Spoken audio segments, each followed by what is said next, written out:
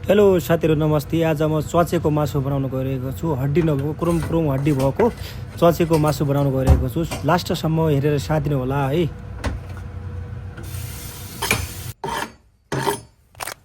सबैभन्दा पहिला त हामी मासुलाई सानो सानो पिसमा काट्ने छौँ है।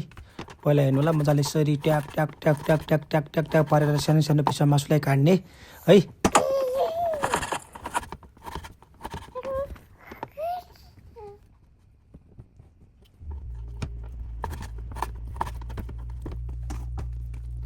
लास्टसम्म हेर्नु होला साथीहरू, लास्ट मिठो च्वाचेको मासु बनिरहेको छ होइन।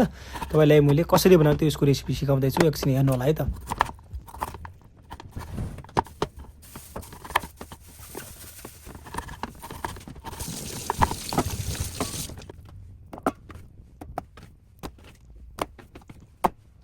मासु काटिसकेपछि अब कराईमा मजाले तेल बसाल्ने है। ग्यासबाट ट्याक्क तेल राखेर हल्का धेरै तेल राख्ने होइन, बसेर हुन्छ। अनि त्यसपछि मासु हालिहाल्ने है। फर्स्ट तेलमा मासु हाल्ने साथीहरू है। तेलमा मासु हालेर मजाले तेललाई चाहिँ कुनेले मजाले चलाउने। मजाले चलाएपछि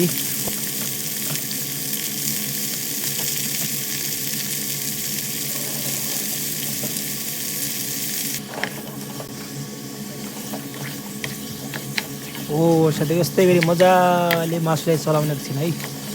यो कुरुम कुरुम हड्डी हो, एकदम राम्रो बन्छ। त्यही भएर एकछिन मजाले तेल निस्किनेसम्म चाहिँ चलाउने। अनि त्यसपछि मजाले आगोमा चाहिँ एकदम डिम आगोमा चाहिँ मजाले पकाउने। एकछिन त्यो पाकुन्जेलसम्म चाहिँ यहाँ मजाले प्याज काटेर प्याज पनि निस्किने। अनि त्यो अलि रातो रातो भइसकेसम्म चलाउने। त्यसपछि प्याज राख्ने है। प्याज राखिसकेपछि प्याज पनि अलि रातो रातो भएपछि चाहिँ त्यस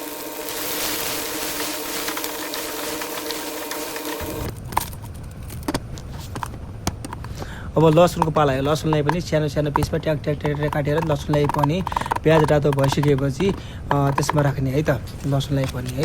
लसुनलाई पनि अब रातो भइसकेपछि लसुनको पछि यसपछि अब टमाटरलाई राख्ने है त।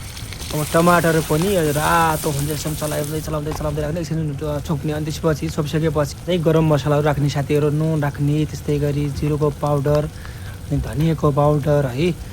अनि त्यस्तै गरी खुर्सानीको पाउडर होइन। अनि बेसार पनि स्वादअनुसार राखिहाल्ने साथीहरू। बेसार पनि राख्ने। फेरि एकचोटि चटर चलाइहाल्ने है।